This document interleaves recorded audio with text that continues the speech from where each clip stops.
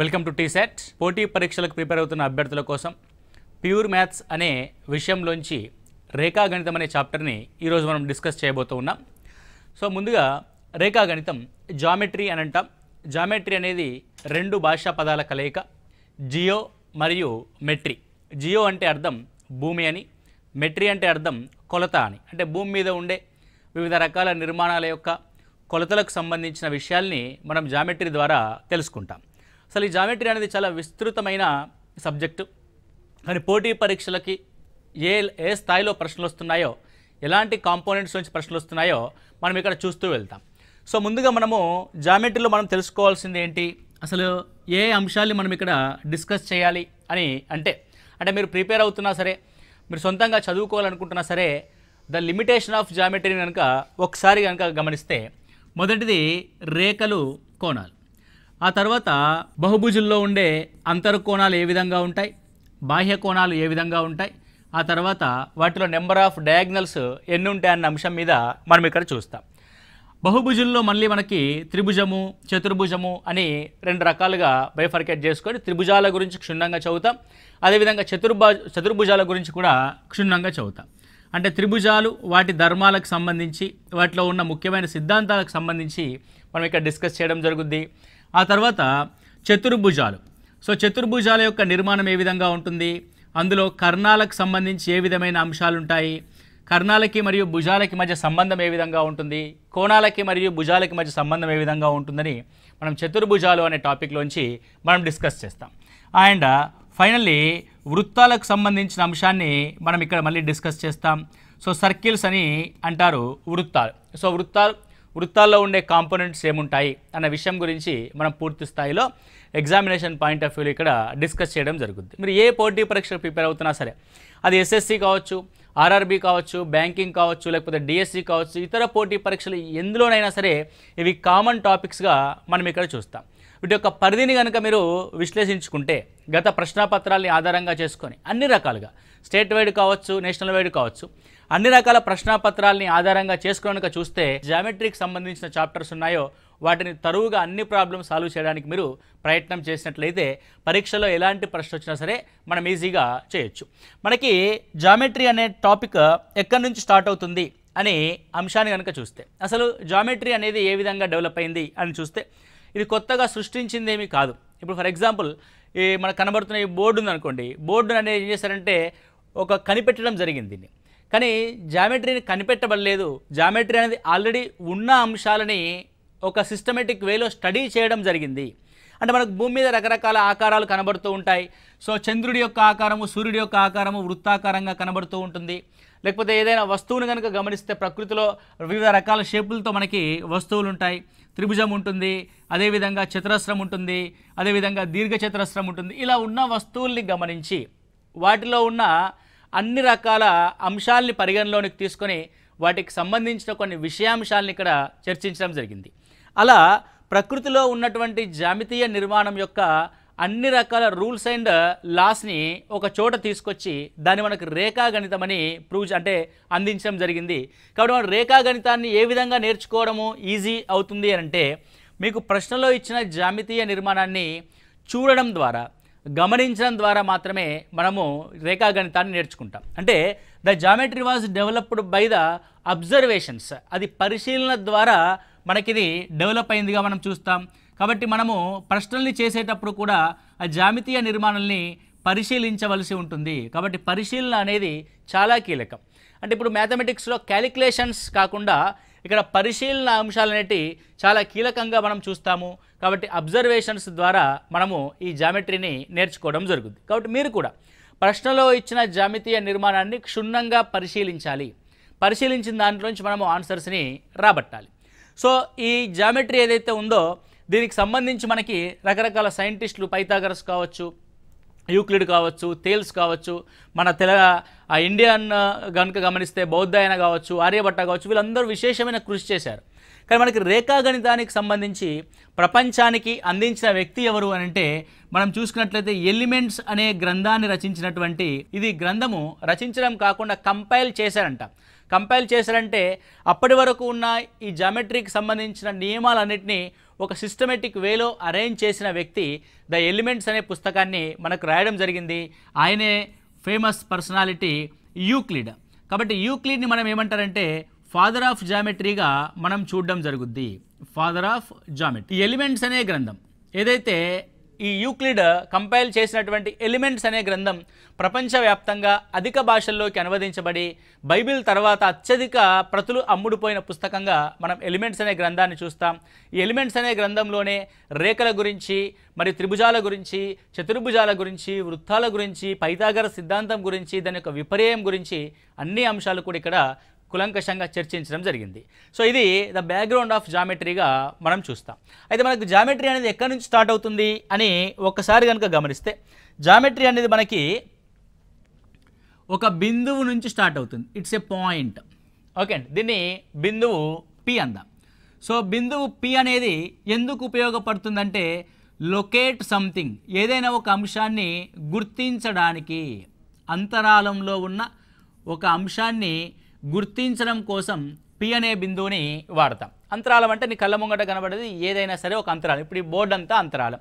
So P అనే పాయింట్ని ఇక్కడ నేను గుర్తించా, ఇప్పుడు ఇక్కడ ఒక పాయింట్ని గుర్తిస్తా, ఇక్కడ ఒక పాయింట్ని గుర్తిస్తా. అంటే ఏదో ఒక లొకేషన్ని మనం లొకేట్ చేయడానికి పి అనే పాయింట్ని కనుక మనం తీసుకుంటాం. అది పితో ప్రారంభమవుతుంది, అంటే పాయింట్తో ప్రారంభమవుతుంది. దాన్ని పి అనొచ్చు, క్యూ అనొచ్చు, ఆర్ అనొచ్చు, ఏ అనొచ్చు, బి అనొచ్చు, వాట్ ఎవర్ ఇట్ ఇస్, ఏదైనా అనొచ్చు. అది లొకేట్ చేయడానికి మనకు ఐడెంటిఫై అవుతుంది. ఇలాంటి పీలు అన్నీ కూడా ఒకదానితో ఒకటి ఇలా రేఖీయ మార్గంలో లీనియర్ వేలో కనుక అమర్చబడి ఉంటే ఓకే, దాన్ని సరళ రేఖ అని అనడం జరుగుద్ది. సో మీకు ఆల్రెడీ తెలిసి ఉంటుంది సరళ రేఖ అంటే ఏంటి. సో సరళ రేఖ అంటే this is the straight line. So point తర్వాత మనకి ఆ తర్వాత ఉండే అంశం ఏంటి అని అంటే సరళ రేఖ ఉంటుంది. దీన్ని స్ట్రేట్ లైన్ అని అంటాం. సో సరళ రేఖకి ఉండే లక్షణం ఏంటి అని ఒకసారి గమనిస్తాం. So there is no end points, రెండు వైపులా అంతరాళంలోకి విస్తరించబడి ఉంటుంది. అక్కడ అంత్య బిందువులు లేవు, there is no end point. So దీన్ని దేంతో సూచిస్తాము, ఏదైనా సరే అంత్య బిందువులు లేవు కదా అని అంటే ఎక్కడో ఒక చోట ఏ మరియు బి అని లొకేట్ చేసి దాన్ని ఏబి స్ట్రేట్ లైన్గా చూపిస్తాము. ఇలా ఏబి అని రాసి స్ట్రేట్ లైన్ యొక్క ఫిగర్ అంటే ఆ జామితీయ నిర్మాణం రూపం ఏ విధంగా ఉంటుంది దాని యొక్క మీనియేచర్ని దానిపైన మనం చూస్తాం. ఇలా ఏబి స్ట్రేట్ లైన్గా మనం చూస్తాం. దీనికి లెంత్ అనేది ఉండదు, అనంతమైన పొడవుని కలిగి ఉంటుంది, ఎందుకంటే రెండు వైపులా కూడా ఎక్స్టెండ్ చేయబడి ఉంటుంది కాబట్టి. ఓకే, నెక్స్ట్ తర్వాతి జామితీయ నిర్మాణం కనుక మనం దీంట్లో గమనిస్తే నెక్స్ట్ ఇది చూడండి జాగ్రత్తగా, ఇది ఒకవైపు మాత్రమే పొడిగించబడి ఉంటుంది, ఇంకొక వైపు ఎండ్ చేయబడి ఉంటుంది. అంటే ఇక్కడ ఎండ్ చేయబడి ఉంది. ఓకే, సో పి వద్ద ఎండ్ చేయబడి ఉంది, ఇంకొక వైపు విస్తరిస్తూ ఉంది. రైట్, ఇలా ఒక అంత్య బిందువు మాత్రమే కలిగి ఉండి ఇంకొక వైపు విస్తరిస్తూ ఉన్న రేఖా నిర్మాణాన్ని ఏమంటారంటే కిరణము అని అంటాం. ఇట్ ఈస్ కాల్డ్ రే. మీరు చూడండి కిరణము అని అంటాం. ఇప్పుడు సూర్యుడు ఉన్నాడు, సూర్యుడు ఉదయిస్తాడు. సో సూర్యుడి నుంచి ఏమొస్తాయి మనకి, సూర్య కిరణాలు వస్తాయి. సూర్యకిరణం అంటే ఇక్కడ నుంచి స్టార్ట్ అయ్యి ఇక అంతరాళంలోకి కిరణాలు వెళ్తూనే ఉంటాయి. భూమి మీదకి, బుధుడి మీదకి, గురుడి మీదకి, శుక్రుడు, అంటే విశ్వవ్యాప్తంగా విస్తరిస్తూ పోతూ ఉంటాయి. అంటే there is no end point. ఒక సైడు ఎండ్ పాయింట్ ఉండదు, ఇంకో సైడ్ ఎండ్ పాయింట్ ఏంటి, sun is the end point. అంటే కిరణము అని అంటాం, సూర్య కిరణాలు అని అంటాం ఎగ్జాంపుల్. కాబట్టి కిరణానికి ఎగ్జాంపుల్ ఏంటంటే సూర్యకిరణం, it's a ray. Right, so దీనికి ఏముంటుంది, ఒక అంత్య బిందువు ఉంటుంది. It had one end point, ఒక అంత్య బిందువు కలదు. Okay right. సో ఇప్పుడు సార్ ఇటువైపు అంత్యబిందువు, ఇక్కడ కూడా అంత్యబిందువుని తీసుకుంటే, అంటే రెండు వైపులా కనుక మనము అంత్యబిందువుని తీసుకుంటే ఏమవుతుంది అని ఒకసారి చూస్తే, సో రెండు వైపులా అంత్యబిందువుని తీసుకున్నాము అంటే that is a ending point అనేది ఉంది. సో ఎండింగ్ పాయింట్ ఉంది, దీన్ని మనము ఏమందాము, ఎస్ కామా టీ అందాం. Right, so there is a two end points. So రేఖాఖండం అంటే రేఖ అంటే సరళ రేఖ, ఖండం అంటే దానిలో ఒక పార్ట్. మీరు చూడండి ఇగో ఈ ఏబి నుంచి పార్ట్ని తీసుకొచ్చి ఇక్కడ పెట్టినట్టుగా లేదు, ఇది అంటే సరళ రేఖలోని కొంత భాగాన్ని, కొలవదగిన కొంత భాగాన్ని. కాబట్టి రేఖాఖండం అంటాం. దీనికి రెండు అంత్య బిందువులు ఉంటాయి. It has two end point. ఇప్పుడు చూడండి సరళ రేఖకి కొలవలేము, దెర్ ఇస్ నో లెంత్. కిరణానికి కొలవలేదు, there is no length. But దీన్ని మాత్రం మనము కొలవచ్చు, వీ కెన్ మెజర్. ఇప్పుడు చూడండి మనం గీయబడిన ఈ రేఖాఖండం యొక్క మెజర్మెంట్ కనుక గమనిస్తే మనము కొలవగలం మెజర్మెంట్తో. సో మనం దీన్ని రేఖాఖండం అంటాం. రేఖాఖండం 2 అంత్య బిందువుల్ని కలిగి ఉంటుంది. దీన్ని మనము రూలర్ చేత కొలవగలం. దేంతో కొలుస్తాం మనం?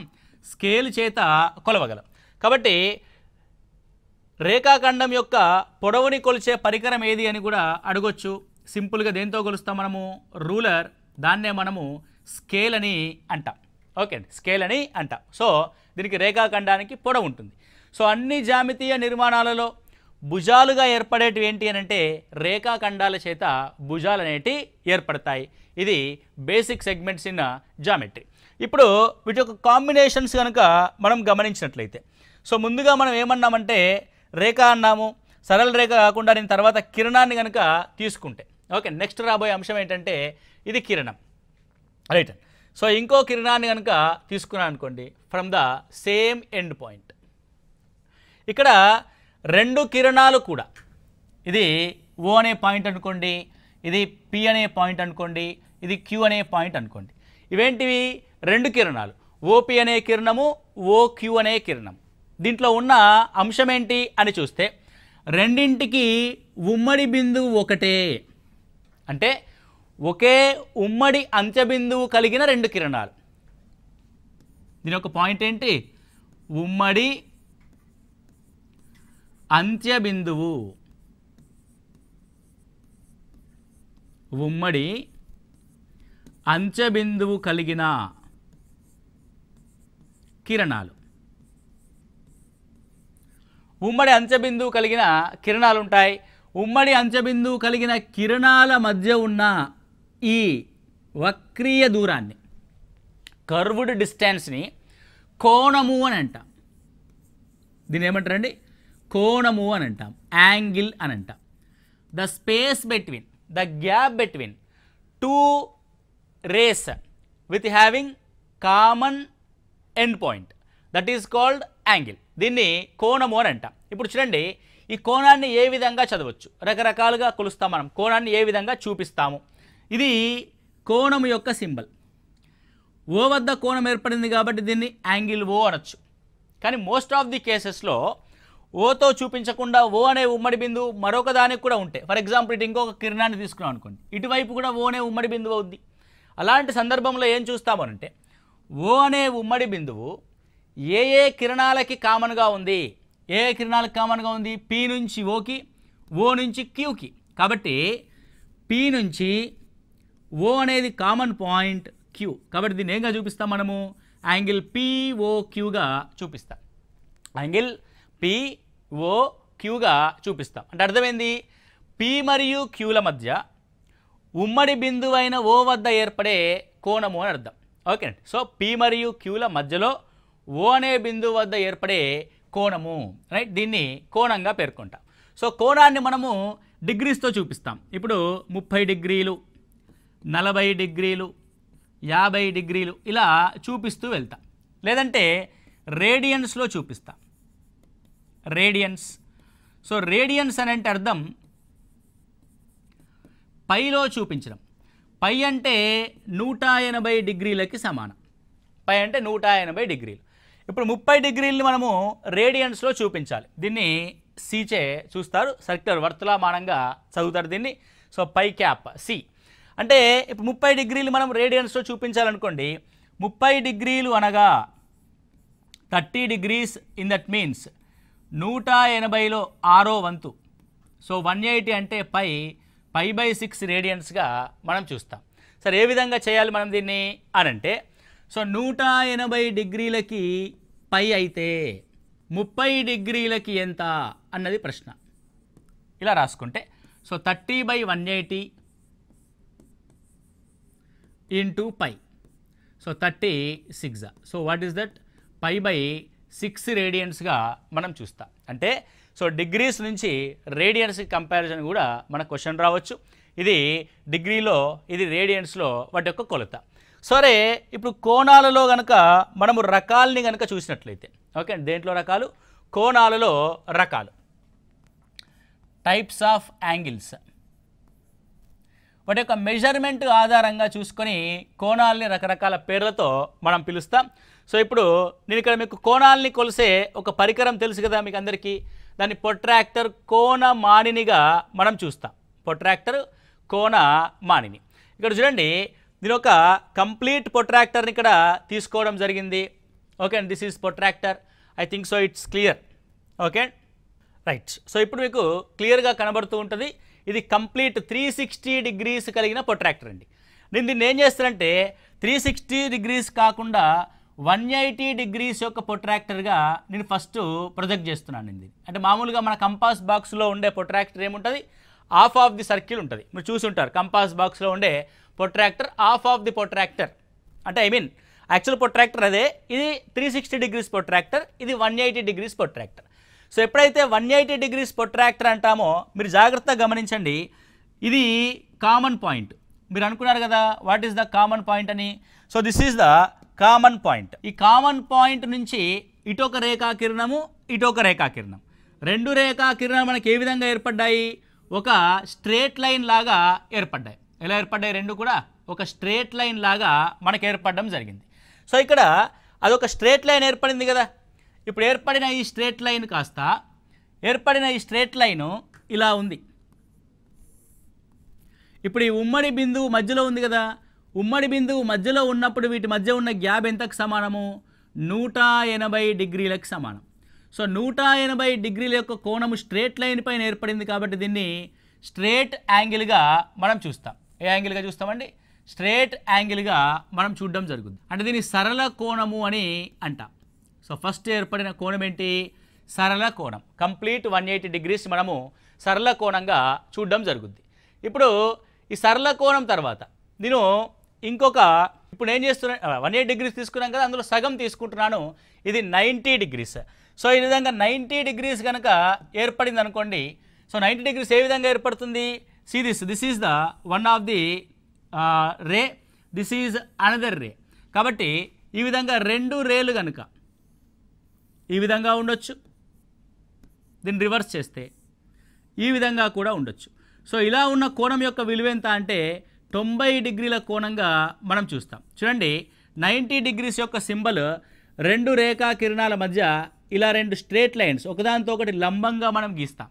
ఇది 90 degrees కాబట్టి దీన్ని ఏమంటారంటే దీని పేరు లంబ కోణంగా పేర్కొంటాం. మనము రైట్ యాంగిల్లో చూసినట్లయితే 90 degrees రైట్ యాంగిల్ అన్నాం, 180 degrees స్ట్రేట్ యాంగిల్ అన్నాం. సో 180 degrees యొక్క స్ట్రేట్ యాంగిల్ని చూసినప్పుడు 180 degrees యొక్క స్ట్రేట్ యాంగిల్, 90 degrees యొక్క రైట్ యాంగిల్. సరే మరి మిగిలిన పార్ట్ అంట అని అంటే సో 0 నుంచి 90 వరకు ఉన్న కోణము అంటే అది 10 కావచ్చు, 20 కావచ్చు, 21 కావచ్చు, 23 కావచ్చు, what ever it is, 0.1 degree కావచ్చు, 89.9 degree కావచ్చు. 0 నుంచి 90 degrees వరకు ఉన్న కోణాలను ఏమంటారంటే అల్పకోణము అని అంటాం. సో అల్పకోణం. అల్పకోణం ఫర్ ఎగ్జాంపుల్ టీటా అనే కోణం ఉంది, టీటా degrees అనే యాంగిల్ ఉంది. అది ఎక్కడ ఉంటుంది? 0 నుంచి 90 degrees మధ్యలో ఉంటుంది. రైట్, 90 degrees ఉంది అని రైట్ యాంగిల్ అంట. రైట్ యాంగిల్ నుంచి మళ్ళీ స్ట్రేట్ యాంగిల్ వరకు అంటే 180 degrees వరకు ఉన్న కోణం అంటే 90 నుంచి 180 degrees వరకు ఉన్న కోణము దీన్ని అధిక కోణము అని అంటాం లేదా గురు కోణము అని అంటాం. సో అధిక కోణం యొక్క విలువ ఫర్ ఎగ్జాంపుల్ ఇది x degrees అనుకోండి. ఇది ఎక్కడి నుంచి ఉంటుంది? 90 degrees నుంచి 180 degrees యొక్క మధ్యలో ఉంటుంది. 0 నుంచి 90 వరకు ఉంటే అల్పకోణం, 90 నుంచి 180 వరకు ఉంటే అధిక కోణం. సో మనకు ప్రొట్రాక్టర్ ఫుల్ అయిపోయింది. సో మనకు మామూలు కంపాస్ బాక్స్లో ఉండే ప్రొట్రాక్టర్ 180 degreesతో ఉంటుంది. ఇంకో 180 degrees మనం కిందికి తీసుకున్నాం.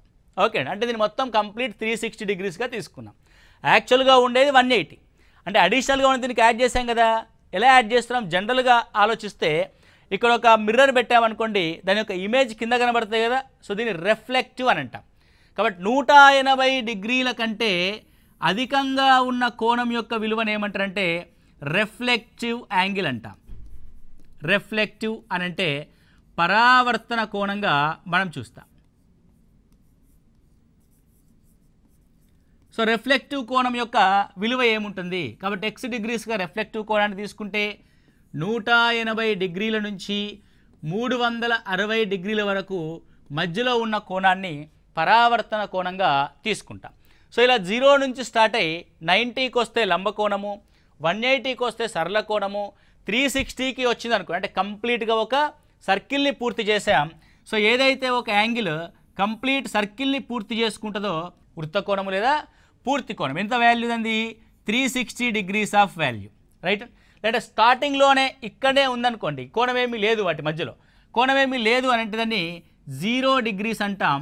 దీన్ని శూన్య కోణము అని అంటాం, నల్ యాంగిల్. దీన్ని దేనిగా పేర్కొంటామండి? శూన్య కోణము, నల్ యాంగిల్గా పేర్కొనడం జరుగుతుంది, రైట్. సో ఈ విధంగా మనకి కంప్లీట్ యాంగిల్స్ యొక్క వాల్యూ మీకు క్లియర్గా అర్థమైంది. సో ఇప్పుడు కనుక మనం క్వశ్చన్స్లోకి కనుక వెళ్తే ఇవి ఎందుకు ఉపయోగపడతాయి మనకి అంటే, ముందుగా త్రిభుజాలను అర్థం చేసుకోవడానికి కానీ, చతుర్భుజాలని అర్థం చేసుకోవడానికి కానీ, రిఫ్లెక్టివ్ యాంగిల్ని కనుక్కోవడానికి కానీ ఉపయోగపడుతుంది. మీకు ముందే చెప్పాం 0 degrees ఈజ్ నల్ యాంగిల్, శూన్య కోణం. 90 degrees లంబకోణం. 180 degrees సరళ కోణం. అదేవిధంగా 360 degrees వృత్త కోణం.